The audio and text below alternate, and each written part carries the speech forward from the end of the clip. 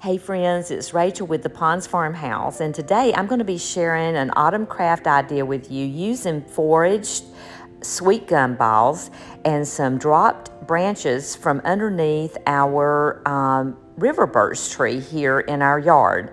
You want to get some wispy branches that are pretty good length, and then we're going to be adding these fun sweet gum balls to it. Now you want to freeze the balls first and get rid of the bugs, and then you want to go ahead and cut the branches to fit inside the container.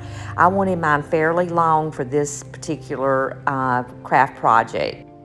It appears that I'm just painting air, but in fact I'm actually painting the branches that I picked up white, and you can start to see they're appearing now.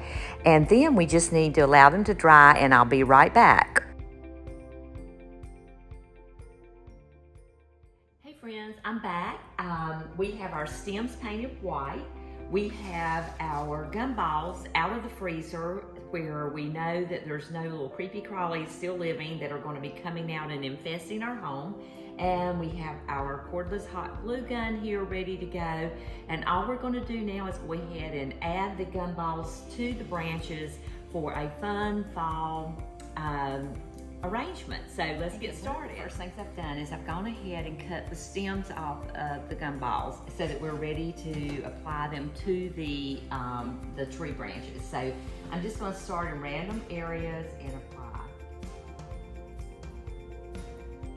Okay, I've applied a couple of them, and I found that the best solution is to go ahead and put the hot glue on the gum ball itself and let it set for just a few minutes because it is so hot that it will not adhere easily to the branches. So we're going to go ahead and add a couple more on.